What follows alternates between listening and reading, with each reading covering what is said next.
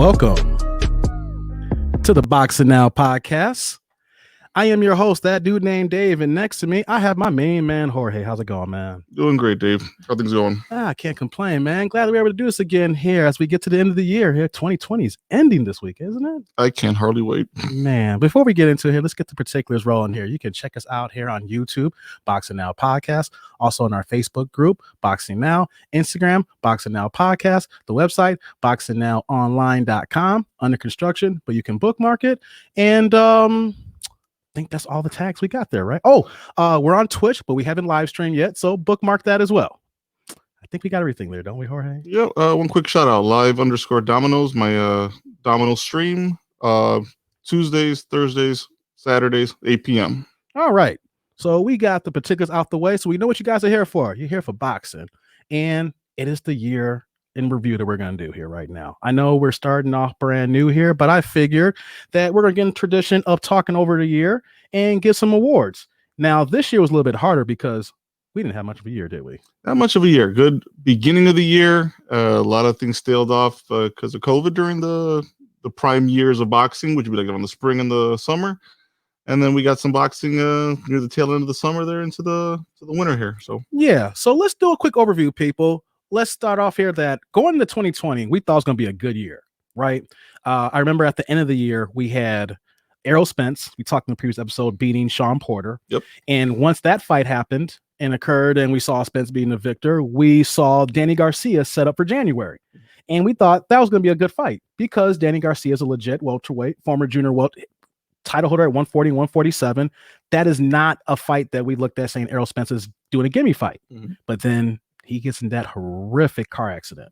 And did you see the video, right, of that accident? Yep, that was bad. That was bad. I mean, for him to survive and only had a couple of scratches and had his teeth chipped and things of that nature, it's a miracle that he survived. So we were heading into 2020, into a bad note, knowing that one of the top fighters, we didn't know if he was going to be able to walk again or live or whatever, So we had that fight in January get postponed, but then we had February. Tyson Fury and Deontay Wilder too. So that was the big fight that, the first fight, we thought that Wilder had lost, but the knockdowns, caused a little bit of intrigue knowing that he could land something on Fury. And we knew that it was always going to be a fight, but it wasn't a fight, was it, Jorge? It wasn't a fight, mainly because of Fury. Fury came in heavier, was always the better boxer. And in this case, proved he had more power.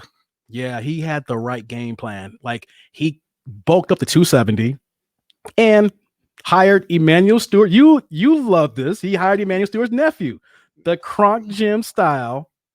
I'm on jab, lead right, hold, lean, smother you. Okay, break up, jab. Okay, I got you off balance. Now let's throw it that right. Boom. Hold you down, don't let you get off. In 5 rounds, you just buttered up and done. He took it to a new level, right? So this is not Emmanuel Stewart training a Klitschko. This is Emmanuel Stewart training somebody who boxes the way he already boxes. Well, Sugar Hill. Sugar Hill, you're right. Yeah. Sugar Hill. His nephew, right? But he carries the tradition of his uncle. Exactly. So when we talk Stewart, we're talking in that style of boxing, right? Exactly. So his nephew did an excellent job of not changing too much of him and more of just changing the pace, the personality of coming forward and just being able to dominate with that right hand.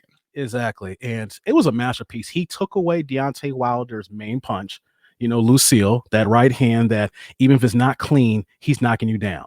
I mean, Deontay Wilder, no matter how we look at him, he's going to go down as one of the greatest punchers in heavyweight history. One punch. It doesn't matter if he's losing every single round. He's in it every single fight. And Fury found a way to negate that and took him out. The excuses. No, the Wilder excuses. That's like a 30-minute episode. Yeah, you're just right. On that. Okay, yeah, we'll leave that be. But he had a lot of excuses, man. It was so funny. But Fury's the man at heavyweight division now. I mean, we know about Anthony Joshua, and we'll talk about him a little bit. But because of that fight, we now know that it is Fury's world right now. It's Fury's world in the heavyweight division, and they have one man to look up to right now. So good luck to everybody there. So let's keep it moving on 2020. Fury happened. then there was another big fight that was supposed to happen that we kind of touched in the previous episode, but it didn't happen because of COVID. Because March came, shut down. Didn't matter if it was basketball was the first sport to shut down, and then everybody followed suit. But there was one fight that would have happened if we didn't have COVID, and it would have been Manny Pacquiao against Terrence Crawford. Yeah, that fight would have happened. Without much, I think, stress. I think that fight would have been easy to make. No, it was done. It was going to be in this. This is the funny thing. I believe Bob Arum on this one because he's the main person that always talks about Saudi Arabia and the Middle East, and they become with this crazy money, sure. And then nothing happens. But this was the first, like the last couple of years, is in like the first few years we've seen the Middle East and the representatives show their money. Like, we want these fights. We know we got money. Now we're putting it out there. And the fight was done. Like, Manny Pacquiao was haggling a little bit. He's Manny. He deserves name brand recognition. Sure. So everything was done.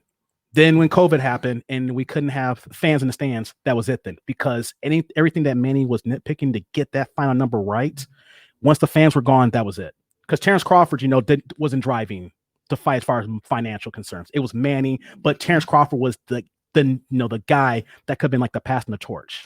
Yeah, for an overseas fight like that, that's Manny 100%. I mean, Crawford would have fought him there. He'd fight him wherever he needed to fight him. But for that type of overseas fight, that's definitely Manny driving the sales of that fight. And once the fans aren't there, there's no fight. Yeah. And I'm so mad at COVID because of that, now we have this divide with the welterweight division that we've been seeing playing out. We talked about it in a previous episode. We're going to get into it probably in a few other episodes about Terrence Crawford and Errol Spence and not fighting each other. And if Terrence Crawford did get this fight, and we all believe that he would mollywop Manny Pacquiao at this point. Manny Pacquiao's a great fighter, future Hall of Famer, but Terrence Crawford would give him that work right now. And he would have the bigger win, and they each would have 2 belts. And we talked about in the previous episode, like the negotiating would be 50-50 at that point. Now, we know Spence drives people, but with something like this here and him having the bigger win, who knows? Maybe Crawford gets those viewership from being a Manny Pacquiao, because he's on a pay-per-view. Yep. And maybe he gets one more fight and that carryover comes into that audience support, like how when Manny Pacquiao beat De La Hoya, the same way that Floyd beat De La Hoya, you get that carryover support. So who knows what could have happened? We could have had the fight this year, but COVID stopped that. Yeah, I mean, I could have seen Crawford if he had won that fight. Had that fight happen, he could have won that fight, and I think he probably could have had something. I would have hoped not in his hometown. I would hope something more around the Vegas Strip, something to just kind of get more like the lights on him. Hometown's great, but at that point, you're trying to sell your future fight with Spence. So I would have hoped something on the Las Vegas Strip. Yeah, so we lost that fight. That was one major fight that was gone because of COVID. And so let's move forward now. And ESPN and Top Rank were the first outfit to start putting on fights live in a bubble in the MGM Grand. So they had a little bit of wrinkles, but when everything was said and done, we got to give props to ESPN and Top Rank. It was an unfortunate situation that they made work. They didn't have the top fighters that we wanted to see, because if you're Errol Spence, Danny Garcia, Terrence Crawford, you're not going to be the first guy to fight right now. Yep. So we saw Shakur Stevenson, and he was the first guy in the bubble to headline. And I will admit, though, that because of the bubble and because of COVID, we didn't have good fights. Like, Shakur Stevenson is a good young fighter. I see him pound for pound one day if he stays in this current projection. Great guy. But, the matches weren't that good. And I can't badmouth Top Rank because they are trying to get guys in. Then guys will test positive. They're trying to bring another guy in. So it was just an unfortunate situation, but it worked, though, to a degree. Like, they have a blueprint now.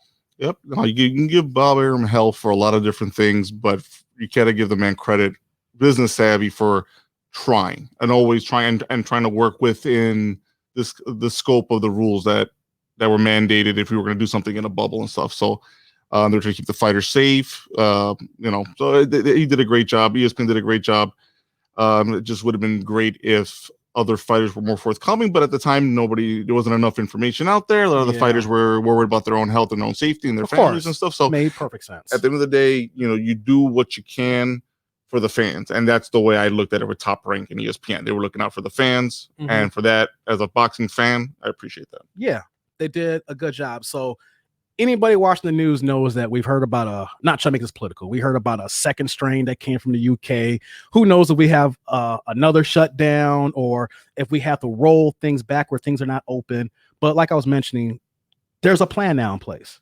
we know that if something happens again, we won't be lost about sports. They'll figure it out, and then from there, they'll see who guys, if they really want to fight, knowing the mechanisms are in place. So at least on that note, we know 2021 will be better than 2020 because we're going to be prepared.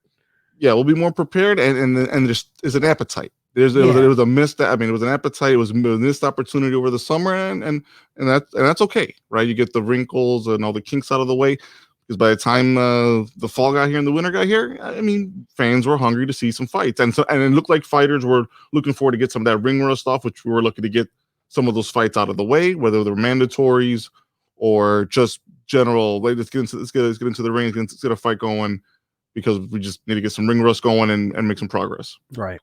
So let's move it forward now. After the bubble, then other outfits like Premier Boxing Champion started doing fights as well with no fans. And their first major fights that they had were the Charlo brothers. They headlined a pay-per-view, and they beat, I couldn't remember his name, and I still cannot pronounce it, even though I wrote it down here, Sergey Derevyanenko. I messed that up so bad.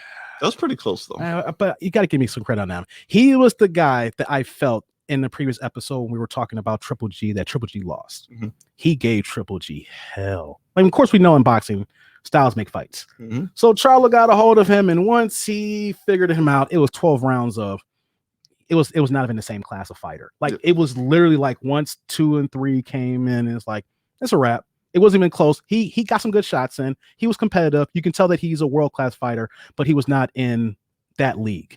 Yep. And so that's why I was mentioning in the previous episode that there was slippage on Triple G. And like I said, styles make fights, but when Charlo is 6'1" and he's a young, heavy, strong kid who, I mean, he's not even a kid. He's, he's in his prime now. I say kid because he's younger than me, but he is ready.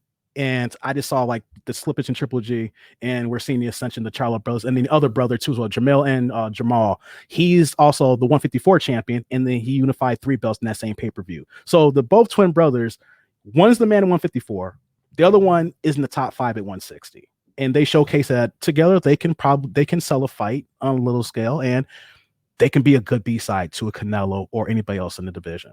Yeah, I like to see them. I kind of like the fact that they're kind of on the same card, on the same fight nights, as long as, and I kind of like that package. If we're going to get the Charlo brothers, I don't have a problem with that. You're getting both of them. You're not just getting one. You're getting 2 for the price of 1, technically. And their personalities are great. They admit they are kind of like the heel. They admit that they're not here for smiles and giggles.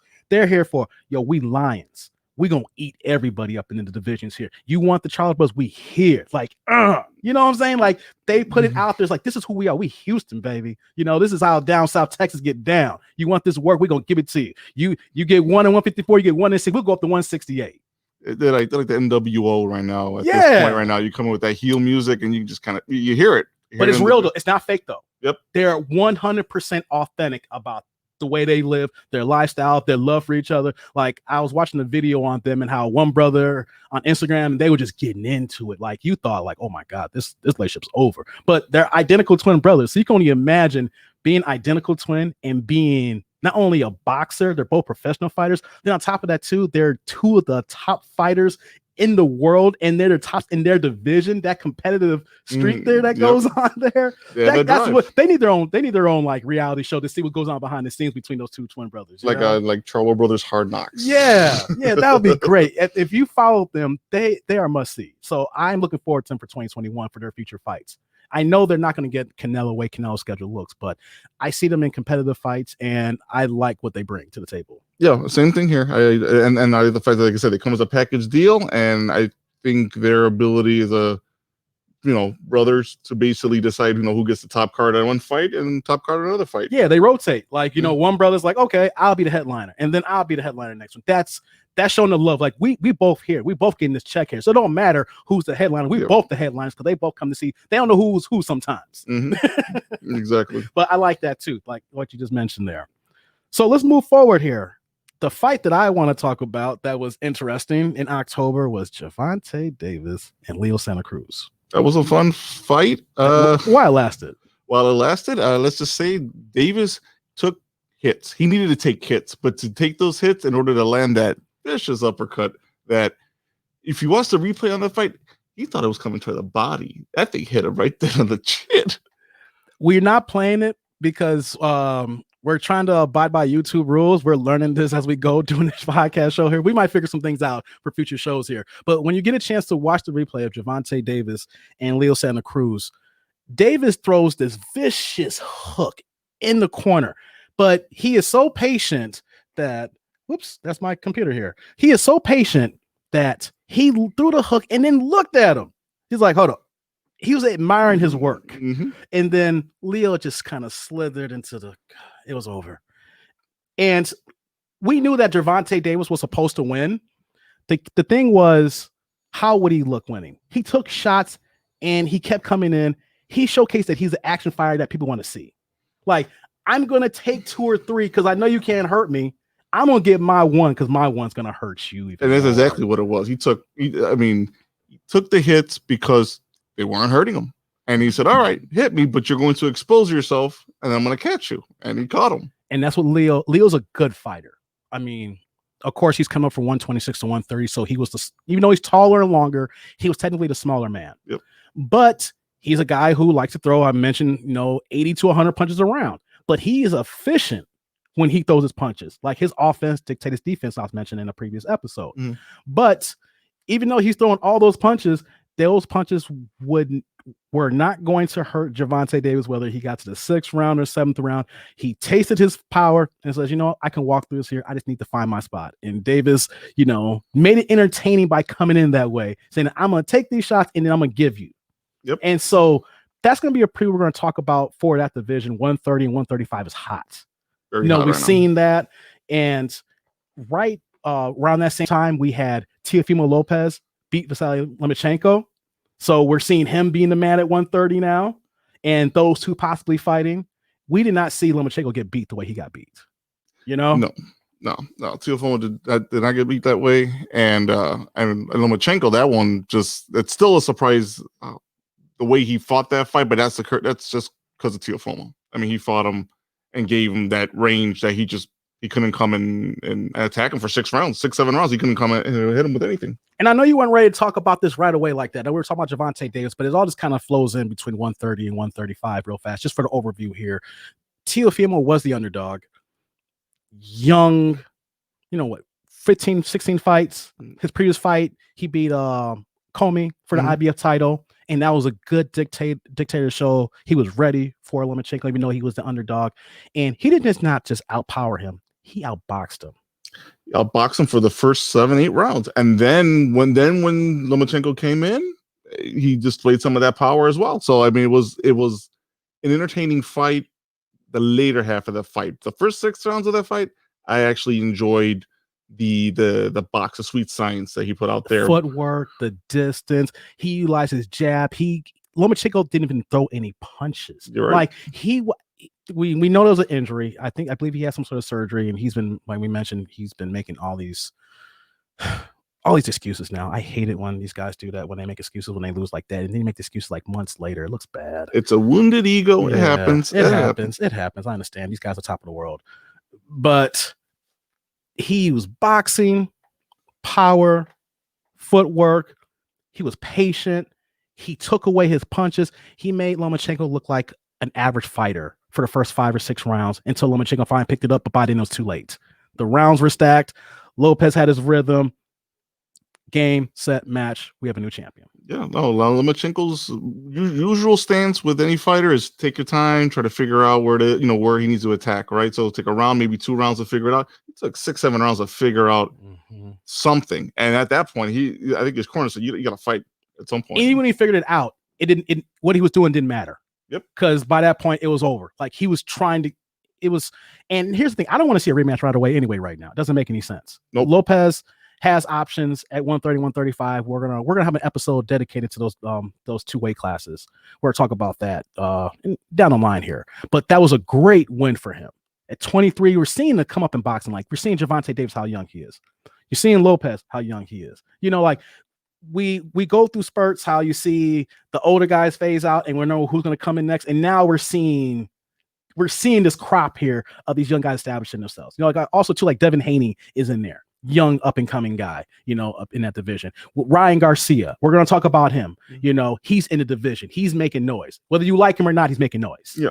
So 130, 135 is looking good going to 2021. Yeah, and even though Lomachenko lost that fight, it wasn't a bad loss. It's a loss, but not a bad loss. So right. I think there's still plenty of time for him to make some noise in that division.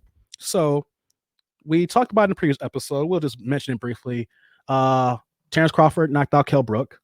And we talked about the problems with Terrence Crawford, that he doesn't have any dance partners. He's by himself on ESPN and Top Ranked, and all the big boys are on PBC, on Fox, and Showtime.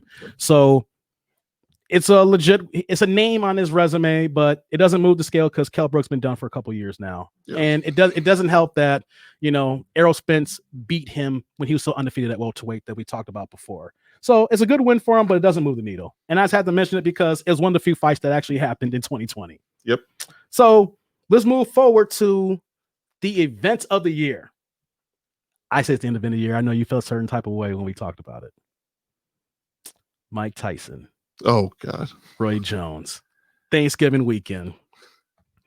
I enjoyed it. And let me explain why I enjoyed it. I know you have your reasons. It was a quality production. I know, for the boxing peers, like, it's not all about the production, but at least if you're trying to get into the foray of boxing and you're not like the gold standard is HBO production. Mm-hmm. Showtime is good. They've been around for so long, you're used to them. They're secondary. Fox is getting their kinks out. They're good at football, but boxing is still, still working that out. ESPN had a good foothold. They're in and out, but they have their way of doing it too. I'm still trying to get used to it. But Thriller put on a heck of a production, and they brought people here that could talk boxing. Mario Lopez was a good host. Yeah, he knows boxing. He can do that. You had Sugar Ray Leonard. You can't go. I mean, you can't go wrong with throwing a great like Sugar Ray Leonard. So he's not great all the time talking, but he has so many good stories, and he talks so calm. He's so smooth. He's always silky. That's Sugar Ray, baby. That's Sugar Ray. Who took the show? Snoop Dogg. I watched Snoop Dogg's cooking show. I watched when he went with Martha Stewart. I remember buying his first album, Doggy Style, when I was in middle school in 7th grade. I don't care if Snoop's rapping. I don't care if he's cooking fried chicken or making a bologna sandwich. If he's commentating celebrity boxing, just put Snoop on a tube. That's how I feel. Snoop is just that funny. Let's get into some things that I know you didn't like.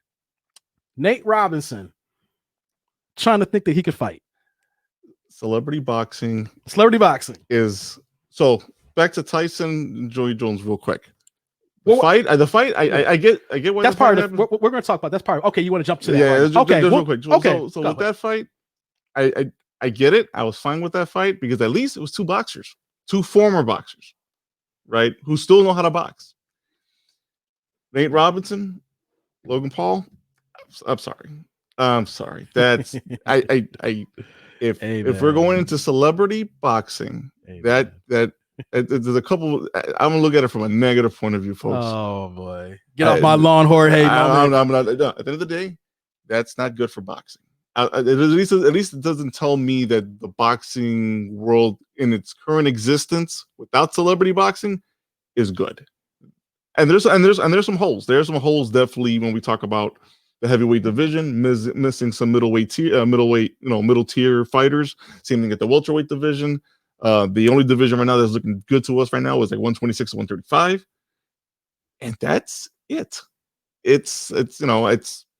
I'm not gonna say it's not good right now, right? But boxing, it goes in phases, and I believe the next crop of fighters that come up through their prospect years, their early years and stuff of trying to get that boxing fat off, or amateur boxing fat off, they're going to create a nice view for us to watch boxing for the next 10 years. But in its current state right now, it's not looking good. See, I'm the opposite here. I don't have a problem with celebrity boxing because I understand what it's for. And the problem with boxing, you don't have celebrity boxing if boxing wasn't boxing. If that makes sense.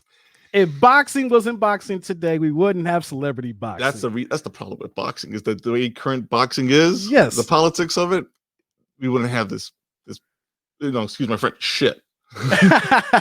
last curse word there. So I say that because boxing doesn't just no organization like the NBA. Like you have Adam Silver's commissioner, NFL. You have the owners and the players, and baseball. You have you have everything separated in the different sports. Mm-hmm. Boxing's every man for himself. You're right about that. You have Top Rank, like we mentioned. I'm not going to go through all the different ones we did in the previous episode. Sorry. And so because of that, you have celebrity boxing.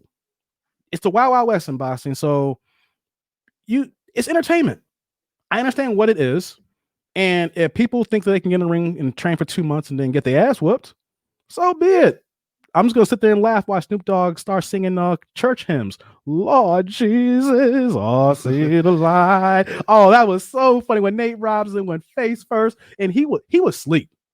I have no reason why I like it, because like Snoop said, you don't play with boxing and you don't play with pimping. You live boxing. And these boxers, I remember I had an argument 6 years ago when I was doing a podcast with this other person. And I was explaining to them that a fighter that's 14-14, a journeyman club fighter, would beat any dude who think he could fight in the streets.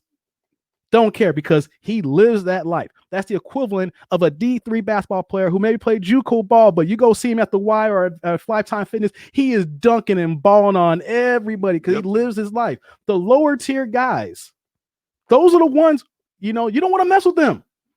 Now, Paul, a-hole, kind of racist. If he's not racist, he says and does racist stuff, right? He has a history of doing janky stuff.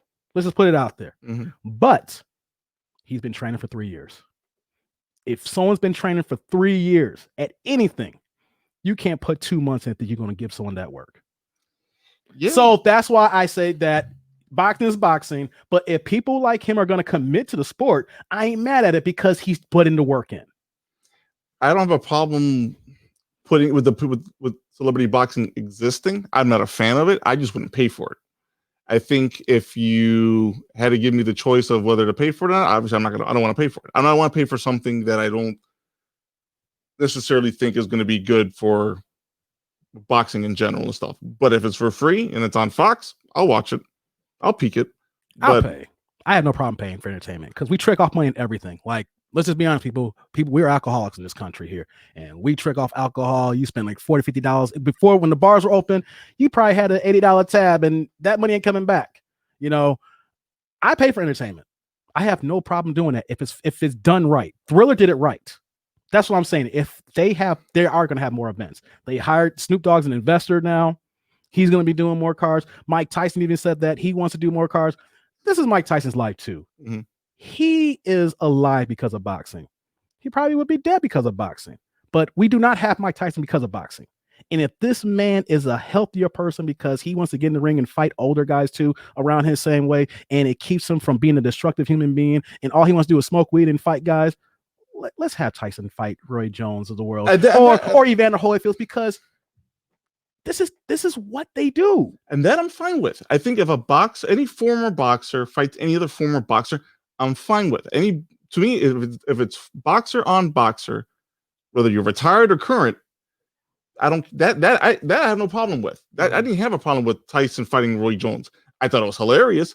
But if you told me, hey, Tyson wants to fight Holyfield and Holyfield's up for it again, I'd watch it.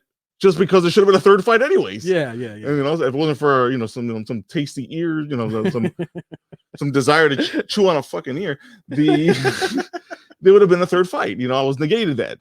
But if you want to fight now, I'll watch it. But I pay for it.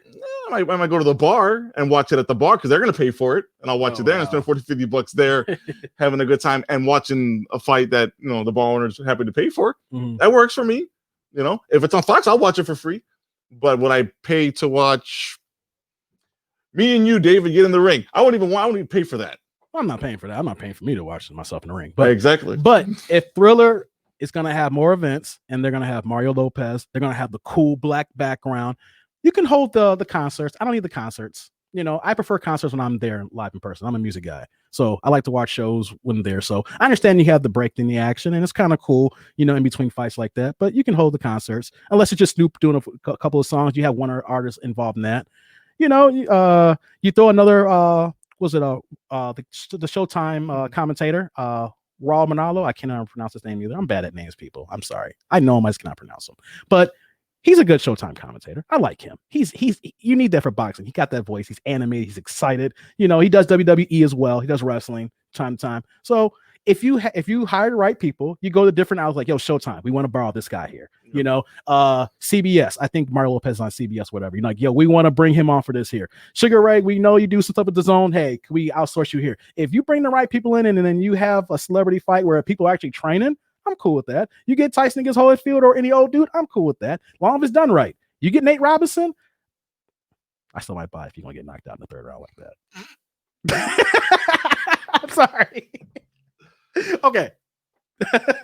Well, here's a better thought to that, right? If that fight had existed, say, in our hometown of Chicago, would we have gone to see that fight? I might have gone with you. If you say, hey, Jorge, let's go watch the fight, I might have gone with you for that. That's the point. It's entertainment, Jorge. I'm trying to get you to come around. I will pay for entertainment if I know that I will be enjoyed. I'll enjoy it. In other words, if it's in my town that day and like there ain't shit going on, I'll go. I'll go with you. But I ain't flying anywhere. I ain't driving anywhere that far. No. I wouldn't fly. I'll fly for a top pay-per-view fight. You've seen me do that. Yeah, then I will go to a boxing fight. But like this year, it was Thanksgiving. There's nothing on TV. And on top of that, too, we're going to wrap this part of the conversation up. They charged only $49. So for the concert and everything, yeah, I would have paid. So when you got the Fowler and the banter of Snoop Dogg talking about Nate, he should be Nate Dogg, but Nate Robinson just like he's like he the jokes. He coming in with basketball shoes, man. Like just the way this Snoop's commentary is worth $49. Seeing Nate Robinson after getting knocked out, he would have been. Oh yeah, rest in peace, my friend. Yeah. So we're gonna do fast forward here on some of this stuff here. So we Spence destroyed Garcia. Talked about that in the previous show. So we know about Errol Spence now and the things that he's on his ledger now for the welterweight division, or if he moves up to middleweight for Canelo Alvarez. We may talk about that later. Canelo beat Cam Smith. Talked about that last episode. Yep. Canelo is the man at 168. Yep. We talked about that. Triple G came back and he won. Like I said, it was just a stay busy fight because out for a year because of COVID. Yep. So he's on the docket for 2020. Like what else do we had here? Let's say Anthony Joshua. We mentioned in the previous episode that he was staying busy. He had knocked out Pulev to keep all his belts. So we talked about the heavyweights and what's in line for him if he may fight, Tyson Fury. But he got his one fight in this year because of COVID. Well, because it was a mandatory as well. So that's the good part about it for Joshua. You got a mandatory out of the way. Yeah, even though he got another one coming up, we talked about with Usyk, the WBO's up now, and that's the problem of all the politics. When you have all these belts, someone's always up, and then if you're not in the right time scale, then that clock and that contract, maybe you got to relinquish it. Talking about paying step aside money, we talked about that in the previous episode. Yep, and that's it for 2020. We know we would have more people if this was a regular year, but we literally lost probably like 6 months of fights. Shit, more than that. I think probably about 8 months worth of fights. Legitimate good fights in between, and a lot of discussion in between too, right? Because once one major fight happens, there's always the after effect, or what the next fight's going to be and stuff like that. So we missed a lot of that potential conversation that we would have been having during the year as well. So it was a bad year overall for boxing, I think, with the pandemic. I mean, it kind of killed a lot of the action. Yeah, so that was 2020 in a nutshell. We went through the major points of it. We know 2021 is going to be better. Briefly, Canelo Alvarez is going to fight in February. Quick turnaround. That's good. He has a mandatory for the WBC, and he's basically saying that this guy has not even fought in 2 years. The last time this guy fought, he actually lost, and he actually took step-aside money so that Canelo can fight Caleb Smith. So Canelo looked at it as, hey, this guy's an easy win. I'm going to get him in February. Then the deciding factor is looking at he's going to fight Billy Joe Saunders in May, Cinco de Mayo. And he has the WBO belt at 168. So Canelo is really about his word and trying to be the undisputed 168 champion, super middleweight champion, because he already got the WBC, WBA, and ring.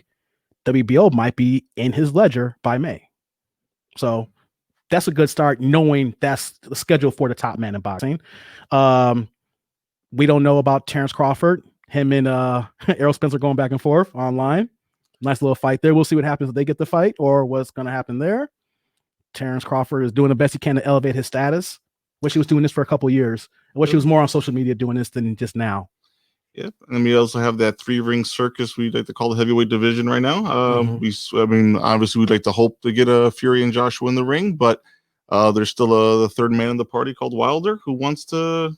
Wilder's still there. He's got some problems, but he is still there. If he is healthy and in the ring in 2021, if it's not against Fury, even if it's against Fury, we know he can win. Yeah.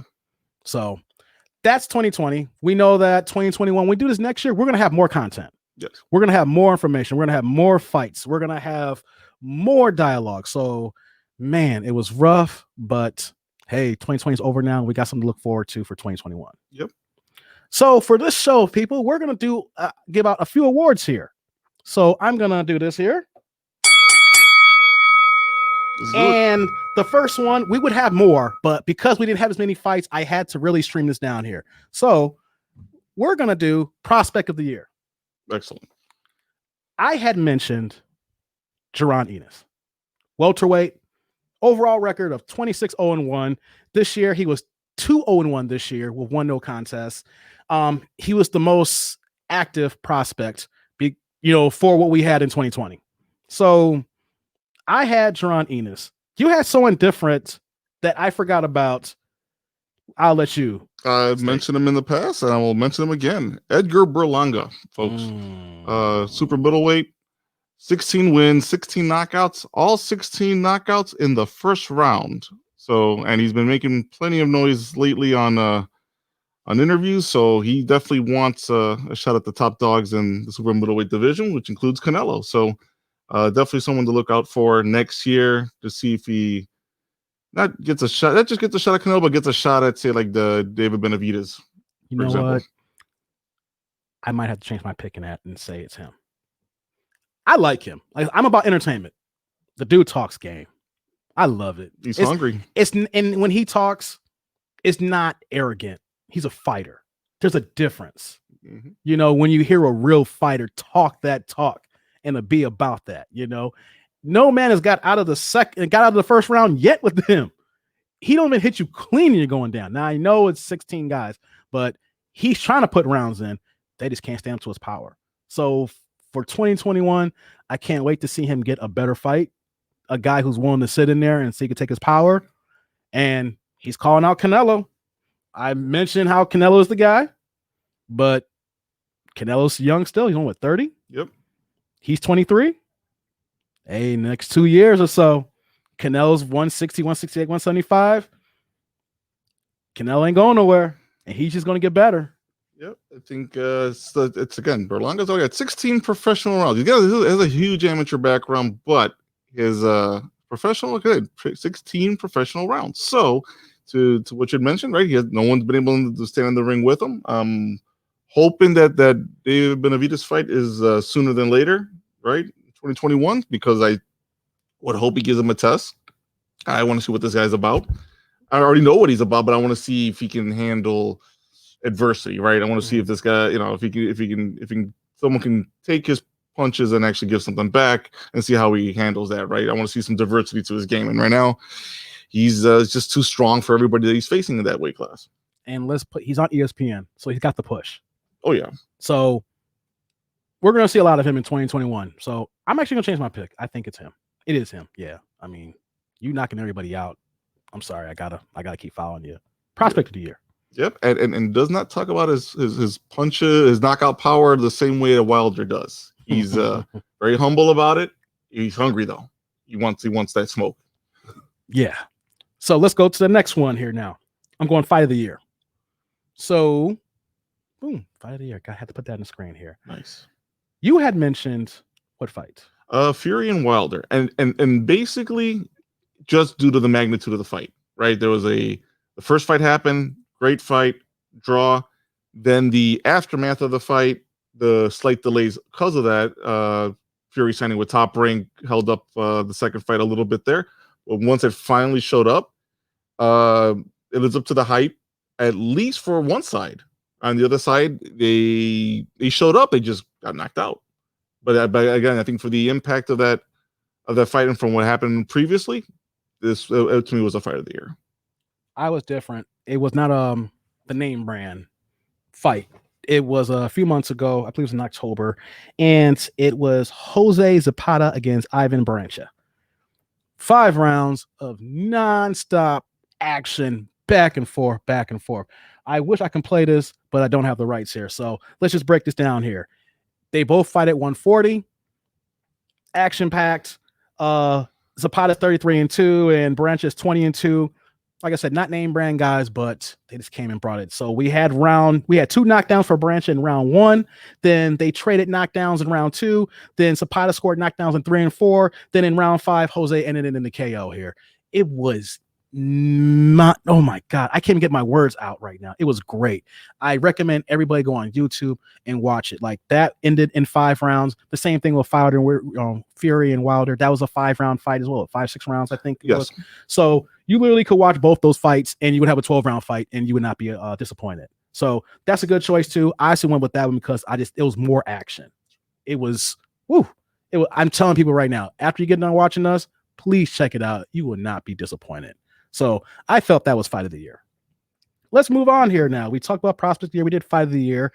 How about KO of the year? KO of the year. Damn, put that on the screen here. Yeah. So what did you think for KO for you at first? We agree. So we talked a little bit in our pre-meeting, and I came to the same conclusion you ended up did. Davis and Santa Cruz. I mean, that uppercut was the what.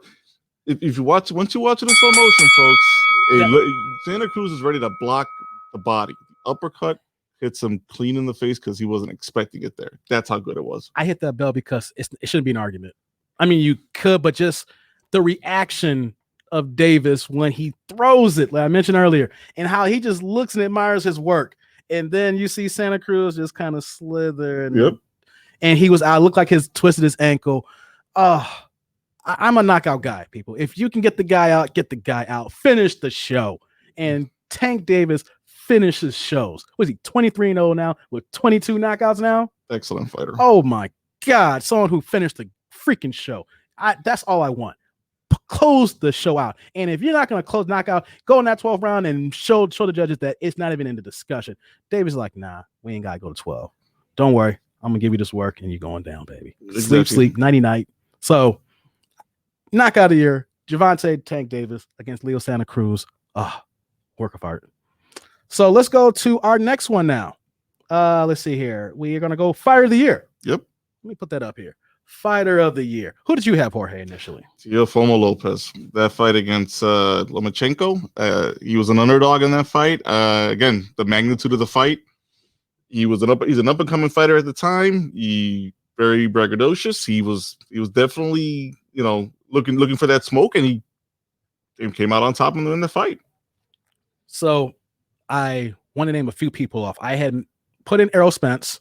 I know you was, oh my God, here's this fanboy here. No, everybody we're put on this list only fought once because of COVID. I have him as an honorary mention because the car accident and how horrific that was, and to not take a gimme fight. He could have literally submitted to the WBC and IBF to get a fight against some no-name guy. But no, he went right to Danny Garcia fight, who, even though he made him didn't look like a top 10 guy or top 5 guy, he is a top 5 welterweight. It made him look like he didn't have no layoff. But because of the way it is, I had him honorable mention. So it was between Teofimo Lopez and Tyson Fury. Tyson Fury came back from the first fight, and we discussed how he is the man in heavyweight division. He hired Sugar Hill, smart move. And when you hire the right people in your corner, you see just the life decisions that he's made up to this point here, and he's the guy. But like we said here, it's Teofimo Lopez. Lopez beat the guy that everybody thought they called him high tech. I mean, the dude is cold. I'm not trying to be a Lomachenko basher. He only lost to one man in amateurs, and he avenged that loss twice. He's won 2 gold medals. When he lost in the professionals, his second fight, to Orlando Salido when the dude came in overweight and just fouled the dude for 12 rounds when he was still trying to figure out the amateur style to the professional style. And then, he is a great fighter. But Lopez was 23, and his top fight was against Richard Comey. Yep. He came in against Lomachenko and gave him a boxing lesson, like we said. He only had the one fight, but that one fight is weighted more than all the other fighters. Absolutely. Lomachenko was a top 2-3 pound for pound fighter at the time. Lopez put in the work, and congratulations to him, and looking forward to more fights from him next year. That's right. So let's give it up to Teofimo Lopez. He is the fighter of the year. I believe that going to 2021, he does have a mandatory, and Bob Arum said he's going to send him to Australia. I can't think of the fighter's name right now, but he's Australian. I believe it's Joe Horn. No, it's not Joe Horn. No, Horn. No, Horn's a welterweight. Oh, you're right. There's somebody in Australia, though. But it's the guy who the stadium they picked out is the same stadium that Joe Horn fought when he fought Manny Pacquiao. Yep. But they already mentioned that it's going to be an early fight. They want him to go to another country. They want to build his brand up. And then in the summertime, he's going to come right back again. So hopefully we see Lopez fight 3 times this year as well. Yes. So I think that's all we're going to do here. I wish we had more information. We do, but I don't want to fill the fight fans with information that's really not needed here. I don't want to give something that it's not meaty. It's not the steak and potatoes. 2020 was bad. And I don't want to talk about, such and such. And it's like, but he ain't no good fighter. Just looking forward to ending this year on kind of the high note that we had, right, with the last couple of fights that came out, and we're gonna have a great start to next year with the already fights starting off in the 2nd of January. So so we'll definitely looking forward to our next full episode for the next year, and we'll cover that fight. Yeah, so going to 2021, we'll tease that there. Ryan Garcia is fighting Luke Campbell. That fight was initially supposed to happen here in December, but it got postponed to COVID. So at least we're going to see Ryan's not a prospect, a young up-and-comer who's looking for a title shot now. And this is going to be a fight that's going to showcase if he's ready for it. And we're going to talk about that in the future show here. But that's a good start to 2021. Yep, excellent start. So for all of our fight fans here, that was our year in review of 2020. Wish we had more fights, wish we had more information. But hey, we got to work with what we got to work with right now. But hopefully for 2021, we have more fights and we'll have more categories for the year end for 2021. So I'm looking forward to 2021. This is only our 4th episode, but we're going to be pumping out content and talk about boxing for 2021 and just going ham on it. Yeah, just stay with us, folks. This is a work in progress podcast, and at some point it will no longer get there. It will actually be something that we will be proud of, and hopefully you guys will be proud of us as well too. All right. So on that note, we're going to end this show here for the year in review. We'll be back for our next episode in 2021 here. So I'd like to tell everybody here to like and subscribe, please. If you ain't like and subscribe, I don't think you're a hater. All you gotta do is click on that, and then you don't gotta worry about looking for us. Then the new show comes up, and it's on your timeline, your feed, and you're there. So, like I said, YouTube, Boxing Now Podcast. You can also go on Instagram if you want to, where we're building that up there, Boxing Now Podcast. Facebook, Boxing Now. Twitter, at Boxing Now Podcast, and BoxingNowOnline.com. And keep an eye out, like, and subscribe. Also, Jorge, you got anything on that? Sure. You can follow my program on Twitch, live_dominoes, Tuesdays, Thursdays, and Saturdays at 8 p.m. to 11 o'clock. And also, too, for Jorge's family that's mad about Jorge's chair, I'm going to take care of him. But if y'all complain again, he's going to have a worse chair in 2021. I'm going to treat y'all he's like family now. So I'm going to treat y'all like I treat him. So keep complaining about Jorge's chair. He going to get a better chair. He's already treating me like family. He gave me the shitty chair. Yeah, exactly. But keep talking and see the chair he's going to have in 2021. Yeah, all right. I'll be on a bar stool. I'll be on a bar stool for, you know it. You know what, though? We might just have you stand up. At this point, it might feel comfortable. All right, people. We're going to end this show here. We'll hope to see everybody back in 2021. But until then, boxing fans, we'll be back for another time. Jorge? Happy New Year, guys. Happy New Year.